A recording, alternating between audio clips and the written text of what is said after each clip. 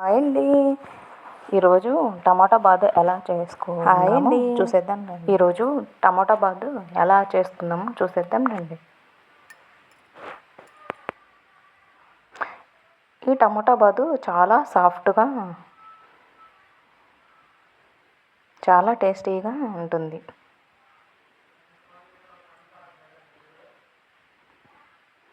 ఏ చట్నీ లేకుండా ఇలానే తినేయొచ్చు ఈ టమాటా బాత్. ముందుగా టమాటా బాతుకి కావాల్సినవి ఒక 3 టమోటాలు, ఒక ఆనియన్, 4 పచ్చిమిర్చి, 2 కరివేపాకు రెబ్బలు, ఒక బంగాళదుంప తీసుకొని సన్నగా కట్ చేసి పక్కన పెట్టేసుకోండి.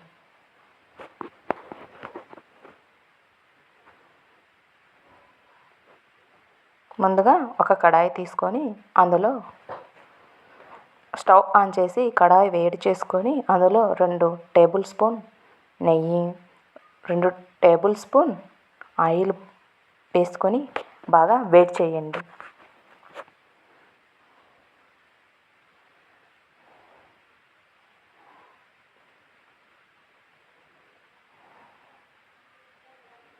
గుప్పెడు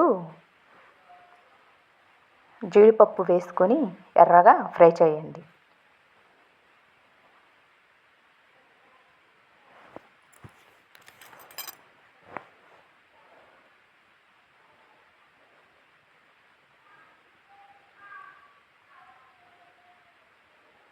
ఇలా బాగా ఎర్రగా ఫ్రై అయిన తర్వాత పక్కన తీసి పెట్టుకొని ముందుగా ఒక గిన్నె తీసుకొని 1 కప్పు రవ్వ తీసుకొని బాగా మీడియం ఫ్లేమ్లో పెట్టుకొని బాగా వేగనివ్వాలి. ఇలా వేగడం వల్ల ఉప్మా చాలా టేస్టీగా ఉంటుంది.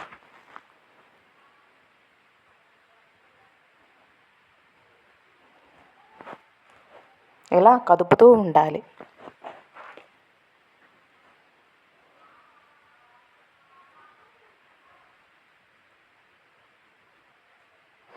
బాగా ఆ ఉప్మా రవ్వని పక్కకు తీసి పెట్టుకొని ముందుగా మనము పక్కన పెట్టుకున్న బండిని తీసుకొని దాంట్లో ఆయిల్, నెయ్యి వేసి పెట్టుకున్నాం కదండి, అందులో పోపు గింజలు వేసుకొని ఒక ఆనియన్ వేసి ఫ్రై చేయాలి. 1 మినిట్ ఫ్రై చేయాలి. ఒక రెబ్బ కరివేపాకు, మనం ముందుగా కట్ చేసి పెట్టుకున్న 4 పచ్చిమిర్చి వేసుకొని ఒకసారి ఫ్రై చేయాలి.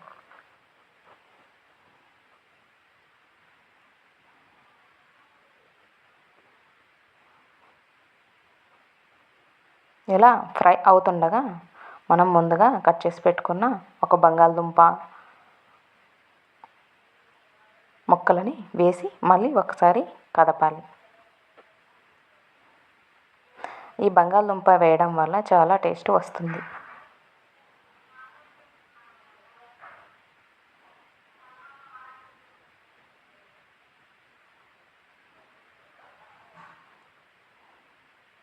పావు టీ స్పూన్ పసుపు,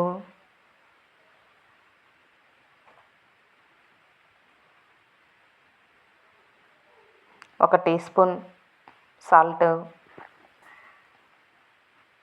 వేసి ఒకసారి కదపాలి. మనం ముందుగా కట్ చేసి పెట్టుకున్న టమోటాను తీసుకొని బండిలో వేయాలి. మంటని లో ఫ్లేమ్లో పెట్టి ఫ్రై చేయాలి. ఇలా తిప్పుతూనే ఉండాలి, లేకుంటే అడుగంటేస్తుంది. క్యాప్ పెట్టి ఒక 2 మినిట్స్ వదిలేయాలి. క్యాప్ తీసిన తర్వాత చూస్తే ఇలా ఉంటుంది. ఇందులో 1 కప్పుకు రవ్వకి 3 కప్పులు వాటర్ వేసుకొని 3 కప్పుల వాటర్ వేయాలి.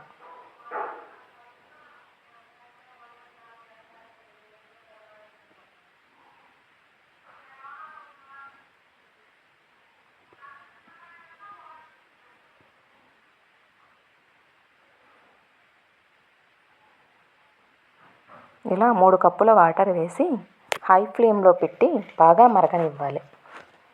ఇలా బాగా మరుగుతుండగా మనం 1 కప్పు రవ్వ తీసుకొని దాంట్లో వేసి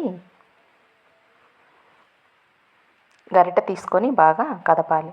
ఇప్పుడు జాగ్రత్తగా గుర్తుంచుకోవాల్సిన విషయం ఏంటంటే ఆ రవ్వ వేసిన వెంటనే బాగా తిప్పాలి, లేకపోతే ఉండలు కట్టే అవకాశం ఉంటుంది. ఇలా తిప్పడం వల్ల ఉండలు కట్టవు.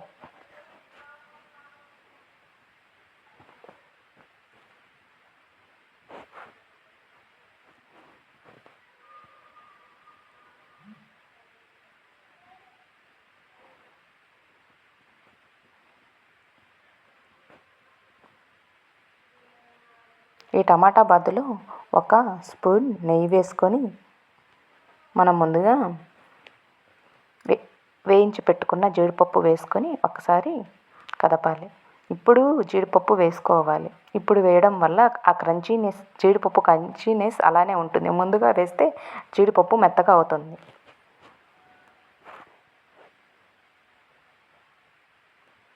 ఒకసారి బాగా కదపాలి. మనం 1 కప్పు రవ్వకి 3 కప్పులు వాటర్ వేసుకున్నామని జారుగా అవుతుందని అనుకోవాల్సిన అవసరం లేదండి. ఇంకా 1 కప్పు అవసరమైతే ఇంకొక కప్పు కూడా వాటర్ వేసుకోవచ్చు. ఇది తిప్పే కొద్దీ ఇంకా గట్టిగా అవుతుంది, చల్లారే కొద్దీ ఇంకా గట్టిగా అవుతుంది. ఒక ప్లేట్లోకి సర్వ్ చేసి పెట్టుకుంటే వేడి వేడి టమాటా బాతు రెడీ అవుతుందండి.